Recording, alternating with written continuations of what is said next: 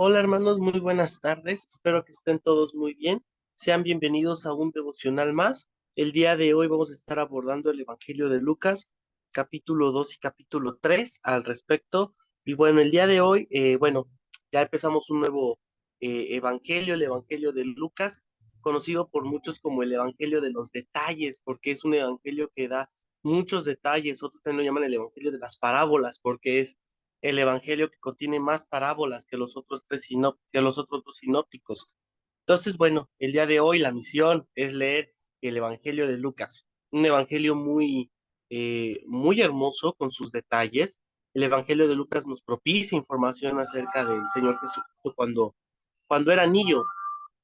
Y justamente si Lucas nos da esta información es porque sabemos por Colosenses, lo vamos a ver el domingo, en Colosenses 4 que su autor Lucas era un médico. Entonces, eh, tal parece que esa forma de ser de Lucas o esa descripción de Lucas nos dio a entender que Lucas algo que quiere resaltar es a Jesucristo como el Hijo de Hombre, es decir, Jesucristo como hombre, pero también como Hijo de Dios. Pero quiere resaltar ese aspecto del cual que Jesucristo también fue hombre.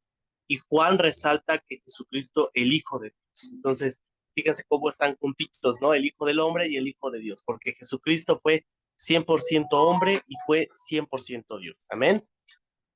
Y justamente quiero que veamos esta parte acerca de cómo Simón ve la salvación de Dios. Capítulo 2 de Lucas, versículo 25. Y aquí había en Jerusalén un hombre llamado Simeón, y este hombre justo y piadoso esperaba la consolación de Israel, y el Espíritu Santo estaba sobre él, y le había sido revelado por el Espíritu Santo que no vería la muerte antes que viese al ungido del Señor, o el Cristo. Y movido por el Espíritu vino al templo, y cuando los padres del niño Jesús lo trajeron al templo para hacer por él conforme al rito de la ley, él lo tomó en sus brazos y bendijo a Dios diciendo: Ahora, Señor, despides a tu siervo en paz, conforme a tu palabra, porque han visto mis ojos tu salvación, lo cual has preparado en presencia de todos los pueblos, luz para revelación a los gentiles y gloria de tu pueblo Israel. Y José y su madre estaban maravillados de todo lo que se decía de él. Recordemos que, bueno, Jesús fue un hijo anunciado. Jesucristo fue un hijo el cual fue concebido por el Espíritu Santo, ¿no? En el vientre de su madre María. Entonces aquí vemos, ¿no? Cómo el José y su madre María están realmente asombrados de todo lo que dice Simeón en estas palabras, ¿no? Vamos a ver qué dice. Ve cómo Simeón dice que despide a tu siervo en paz conforme a tu palabra, porque han visto mis ojos tu salvación. Y aquí vemos, hermanos, que el Señor, Dios, no va a llevarse desapercibida o desprevenido a sus siervos, sino que sus siervos antes de partir van a ver la salvación del Señor. Vamos a ver al Señor. Nuestros ojos van a ver la salvación del Señor cuando abandonemos este mundo, lo cual has preparado en presencia de todos los pueblos, luz para revelación a los gentiles. Fíjate que desde aquí Simeón ya está diciendo que Jesucristo no es exclusivo de Israel, sino que va a ser una luz tan grande que no solamente va a alumbrar a Israel, sino que va a alumbrar a los gentiles. Y gloria a tu pueblo Israel. Versículo 34. Y los bendijo Simeón y dijo a su madre María: He aquí, este está puesto para caída y para levantamiento de muchos en Israel, y para señal que será contradicha. Entonces vemos aquí a Simeón diciéndole a su madre y a su padre, diciéndoles que el ministerio de Jesús no es un ministerio el cual va a ser aceptado por todos. Va a ser para levantamiento de muchos, pero también va a ser para caída de otros. Es decir, los que acepten a Jesús como el Hijo de Dios van a ser levantados juntamente con Él, pero los que rechacen van a caer por Él, porque el ministerio de Jesús vino a anunciar que Jesús es el Hijo de Dios, pero los que no crean en ellos, los que no crean en ello, no van a tener participación en los cielos, en el reino de Dios. Y eso lo está dejando claro Simeón. Jesús viene para salvación de todos, pero no todos van a aceptar la salvación que Jesús ofrece. Y eso es algo en lo cual nos debe de mover a nosotros, a movernos, a predicar el evangelio en cada uno de ellos, ¿no? Cada una de las personas que juntan a nuestro derredor nos llevan al respecto, ¿no? Nos tienen que mover a predicar acerca de Jesucristo. Y ahora voy a saltarme hasta Lucas 2:41. Iban sus padres todos los años a Jerusalén en la fiesta de la Pascua. Y cuando tuvo 12 años, subieron a Jerusalén conforme a la costumbre de la fiesta. Al regresar ellos, acabada la fiesta, se quedó el niño Jesús en Jerusalén, sin que lo supiesen José y su madre.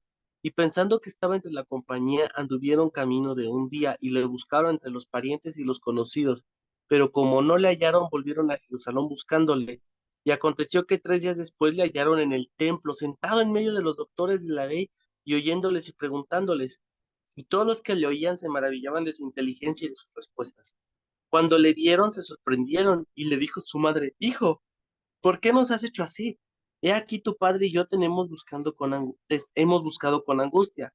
Entonces él les dijo: ¿Por qué me buscabais? ¿No sabéis que en los negocios de mi padre me es necesario estar? Mas ellos no entendieron las palabras que les habló.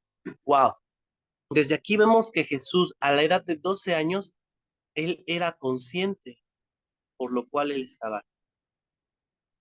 Muchos dicen, y hay un montón de doctrinas que enseñan, que Jesús es el Hijo de Dios o se hizo Dios hasta el momento del bautizo. La respuesta es que no, él siempre fue el Hijo, siempre fue hombre y siempre fue Dios. Y aquí vemos que a la edad de 12 años, hermano, él ya estaba consciente de a lo que venía a la tierra. Él ya estaba consciente de cuál era su misión.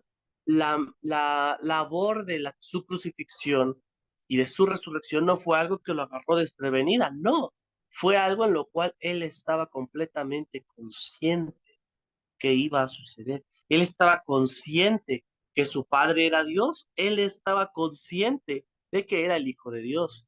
Y aquí es interesante ver el juego de palabras que ocupa Jesús.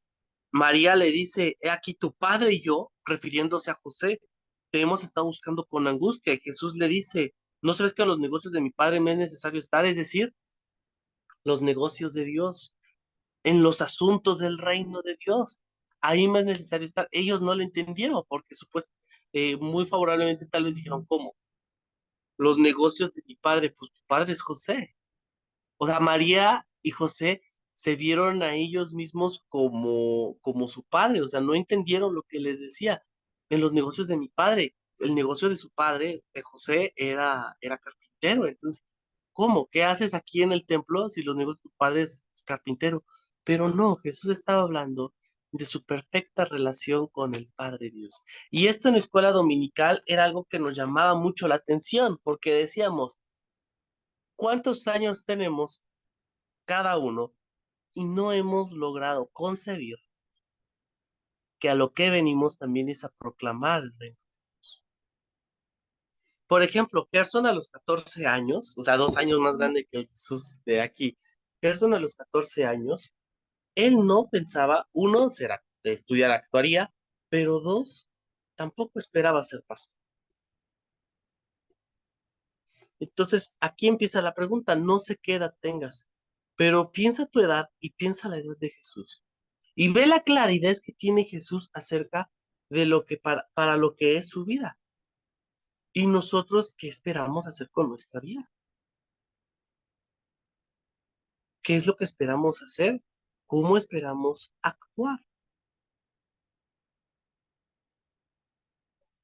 La claridad de nuestra vida debe de ser la misma que Simeón, perdón.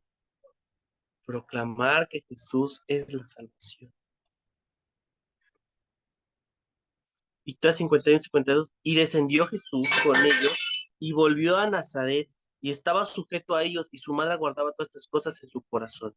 Y Jesús crecía en sabiduría y en estatura y en gracia para con Dios y los hombres. Aquí podemos ver, hermanos, que aquí Jesús está proclamando ser el Hijo de Dios, porque ha dicho que su Padre es Dios, pero no por ello le dijo a su madre: quítense. No, fue alguien que a sus 12 años se sujetó a sus padres,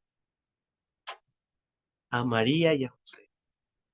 Vemos a un Jesús que es sumiso a su Padre en los cielos, pero también se fue sumiso a sus padres en la tierra. Entonces, hermanos, hemos dicho, hemos dicho, Adrianita nos expuso este domingo, el obedecer a Dios eh, antes que a los hombres. Pero si mi obediencia a mis padres no interpone a mi obediencia a Dios, tengo que obedecer a mis padres. Y Jesús aquí lo demuestra muy, muy bien. Después vemos en el capítulo 3 cómo Juan el Bautista prepara el camino para este Jesús. Y quiero saltarme hasta Lucas 3:7, ejemplo de lo que venimos viendo del anunciamiento de Jesús como la salvación. Y decía a las multitudes, Juan el Bautista, que salían para ser bautizadas por él: oh generación de víboras, ¿quién os enseñó a huir de la ira venidera? Haced pues frutos dignos de arrepentimiento. Y no comencéis a decir dentro de vosotros mismos: tenemos a Abraham por padre, porque os digo que Dios puede levantar hijos de Abraham aún de estas piedras. Y ya también el hacha está puesta a la raíz de los árboles, por tanto, todo árbol que no dé buen fruto se corta y se echa en el fuego. Y la gente le preguntaba diciendo: entonces, ¿qué haremos? Y respondiendo les dijo: el que tiene dos túnicas, dé al que no tiene, y el que tiene que comer, haga lo mismo. Vinieron también los publicanos para ser bautizados y le dijeron: maestro, ¿qué haremos? Él les dijo: no exijáis más de los que os está ordenado. También le preguntaron unos soldados diciendo: ¿y nosotros qué haremos? Y les dijo: no hagáis extorsión a nadie ni calumniéis, y contentaos con vuestro salario. Como el pueblo estaba en expectativa, preguntándose todos en sus corazones si acaso Juan sería Cristo. Respondió Juan diciendo a todos: yo a la verdad os bautizo en agua, pero viene uno más poderoso que yo, de quien es digno de estar la correa, de quien no soy digno de desatar la correa de su calzado. Él os bautizará en Espíritu Santo y fuego.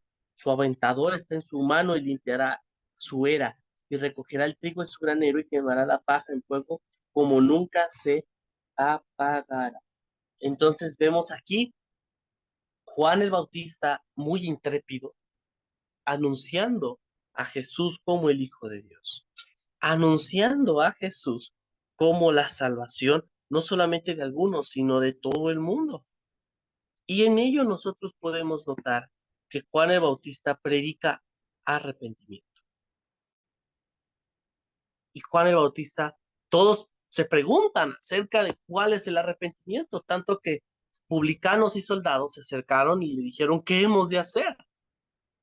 Y aquí quiero mencionarles, hermanos, que Juan está jugando como si fuera el mensajero de Dios. Porque siempre antes de que venía un rey, se mandaba un mensajero, y este mensajero iba por las calles anunciando que venía el rey de tal ciudad, y lo que tenía que hacer el pueblo, lo que tenía que hacer esa ciudad para recibir al rey, era arreglar las calles para darle una buena entrada al rey. Pero aquí, lejos de Juan el Bautista decir arreglen calles, Juan el Bautista está diciendo: arreglen sus vidas, arreglen su camino, cambien su camino. Y les dice que, y todos se preocuparon en gran manera por decir que venía predicando arrepentimiento Juan el Bautista. Y todos le preguntan, o bueno, los publicanos am, y los soldados le preguntan que qué han de hacer. Y Juan el Bautista le responde que el arrepentimiento, les dijo: pónganse a llorar. No, ¿verdad? Lamentense. No, ¿verdad? El arrepentimiento que está predicando Juan el Bautista es muy claro, es un cambio. A los soldados les está diciendo: contentan, estén contentos con su salario, es decir, sean justos con lo que ganan, no sean corruptos, cambien su forma de ser. Puedes honrar a Dios en tu trabajo, honra a Dios en tu trabajo. Eso es lo que le estaba diciendo Juan el Bautista. No les está diciendo abandonen sus trabajos, no les está diciendo déjenlo todo, les está diciendo: cambien la forma de servir en sus trabajos y honren a Dios. Y el arrepentimiento, hermanos, es que nosotros honremos a Dios aún en nuestro trabajo, aún en lo más mínimo. honremos a Dios. Podemos decir, eres abogado, trabaja como un abogado que honre a Dios. Eres estudiante, sé un estudiante honesto en tus exámenes y en tus calificaciones y honra a Dios de esa manera. Eres, no sé, ah, eres comerciante, vende justamente, haz justo lo que Dios lo que Dios tiene para, lo que Dios te ha permitido tener de trabajo. Eres comerciante, véndelo justo y véndelo justamente. No sé, limpias casas, tal vez es otra dicción. Limpias casas, límpialas bien. Que tu trabajo sea honrado. Cuidas ancianos, cuida a ese anciano o a esa anciana como si cuidaras. No te aproveches de él, cuídalo. Eres contador, trabaja dignamente. Sé un contador recto. Cuidas niños, cuida a esos niños como si fuesen tuyos. No los maltrates, cuídalos bien. Ámalos, ámalos en gran manera. Y así puede ser cada uno con sus respectivas dedicaciones o en sus respectivos ministerios. Podemos honrar a Dios en poquito, sí, pero honrando en lo poquito, lo honramos grandemente, porque aún en lo poquito le somos fieles. Entonces, el anunciamiento, hermanos, del arrepentimiento de Juan el Bautista es ser diferente al resto. Comerciantes, ¿cuántos comerciantes no hay que puede llegar alguien y dar mal el cambio y la persona no se dé cuenta? Tú no seas de esos comerciantes. Tú vende justamente y da el cambio justo. ¿Cuántos a los abogados, ¿no? O contadores, no sé qué profesiones ustedes los hablan, que dicen el que no tranza no avanza. Tú no seas de ellos. Sé honrado, sé justo. No trances. Avanza, tal vez poco a poquito, pero aún en ese poquito avance, estás honrando al Señor. Tenemos también a estudiantes, ¿no? Es muy fácil decirle, oye, pásame la tarea, pásame esto, pásame el otro, pásame. Busca honrar a Dios en eso poquito. No seas como los demás, no busques copiar, saca tus calificaciones. Si ganaste un 7 es un 7 pero fue un 7 bien merecido y es como para el Señor. ¿Puedo echarle más ganas? Sí, pero este 7 fue ganado justamente. No voy a ser como los demás. Si cuidas niños, hay veces en las cuales las cuidanderas de niños o de ancianos son muy perspicaces, son muy astutos, en los cuales no los cuidan. Y como ellos a veces no se quejan, pues deciden no cuidarlos y ganan a espaldas de ellos. Si tú cuidas niños o cuidas un anciano o una anciana, cuídala bien. Que tu trabajo sea honrado. Honra tu trabajo como si estuvieras honrando a Dios. Es lo que vimos también en Colosenses 4:1. Honra, honra a cada uno de tus aspectos, todo lo que te rodea. Como hijos, Jesús honró a sus padres obedeciéndoles y regresando con ellos a su hogar. Tu hijo, honra a tus padres, no importa la edad que tengan.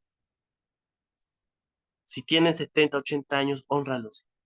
Si tienen 50 años, honralos. Si tienen 20, 30 años, honralos. No importa en qué punto de edad, honralos. No importa su edad, honralos. Como si honraras a Dios. Ese es el arrepentimiento. Ser diferente, ser santo, ser apartado. Antes era así. Tal vez yo antes como comerciante no daba bien el cambio, pero ahora voy a dar bien el cambio. Ese es el arrepentimiento. Cambiar. Y Juan el Bautista está diciendo que el arrepentimiento no es llorar, como hoy en día muchos dicen. Lloró, yo creo que sí se arrepintió. ¿Por qué? Porque lloró. No, hermano, el arrepentimiento no se ve instantáneo. No se ve al momento de que pide perdón nomás. No, hermano. El arrepentimiento se ve porque cambia, cambia. cambia de hacer. Ese es el verdadero arrepentimiento. Aconteció que cuando todo el pueblo, versículo 21, se bautizaba, también Jesús fue bautizado, y orando el cielo se abrió, y descendió el Espíritu Santo sobre él en forma corporal, como paloma, y vino una voz del cielo que decía, tú eres mi hijo amado, y tengo complacencia. Jesús, aquí debemos de entender que Juan el Bautista estaba predicando como el bautismo como perdón de pecados. Entonces, ¿Jesús pecó para que fuese bautizado? La respuesta es no. Tenemos la impecabilidad de Jesús. Jesús no pecó. Y quien nos da referencia a ello de que Jesús no pecó fue Dios mismo, porque dijo que era su hijo amado y que en él tenía complacencia. En él estaba satisfecho. Entonces, Jesús no pecó. Nosotros tenemos que entender que el acto de bautismo de Jesús era un acto de perdón de pecados, porque él no había pecado, sino que toda la horda que estaba generando Juan el Bautista, porque hasta llegó hasta los reyes, hasta Herodes, Herodías, llegó hasta ellos, bueno, la mujer de Herodías, hasta todos ellos llegó. Entonces vemos que Jesús no estaba diciendo que Juan estaba pidiendo perdón de pecados, porque él no pecó, sino él estaba diciendo que él estaba anticipando lo que Juan el Bautista estaba diciendo. Él era la consumación de lo que Juan el Bautista estaba haciendo, es decir, ya se había proclamado un rey. Juan el Bautista estaba anunciando a un rey. ¿Dónde estaba ese rey? Estaba ahí, y era Jesús mismo. Ese era el rey anunciado. ¿Y quién está diciendo este es el rey? Dios mismo. Cuando dice tú eres mi hijo amado, lo puedes encontrar en el Salmo 2:7, que era algo que se le atribuye al Mesías. Y vemos que Dios mismo está diciendo tú eres mi hijo amado. En ti tengo complacencia. Isaías 42:1, el siervo sufrido, el siervo obediente. Vemos aquí que el acto de Jesús tiene la complacencia de Dios. Es el Hijo de Dios. Vemos que Juan el Bautista es ese mensajero, vemos la anunciación de Jesús y vemos que quien está diciendo que Él es el rey es Dios mismo. Y después, el versículo 23 al 38, Lucas mete una genealogía, la genealogía de Jesús. Podríamos decir que genealogía tan extraña. En Mateo empezó con ella, porque Lucas está mencionando en el capítulo 3. A diferencia de Mateo, la genealogía de Mateo de Jesús, lo que está haciendo Lucas es darnos una genealogía no solamente hasta Abraham. Ahí es a donde se restó Mateo, porque la idea de Mateo era dirigir su carta dirigir su escrito a judíos, evangelizar judíos. Lucas no. Lucas lo mandó, Lucas lo mandó a su amigo, de hecho, su amigo Teófilo, si no recuerdo mal. Mm, mm, mm, mm, Luke, ajá, exactamente, fue a su amigo Teófilo para que conociera quién era Jesús. Y Teófilo no era hebreo. Entonces, Lucas estaba dirigiendo su escrito a alguien que no era del pueblo de Dios. Y le lleva la descendencia hasta Abraham. Y en ello vemos que Lucas menciona a Adán, a Abraham y a David. Menciona a estos tres, pero lo menciona desde el principio, desde Adán.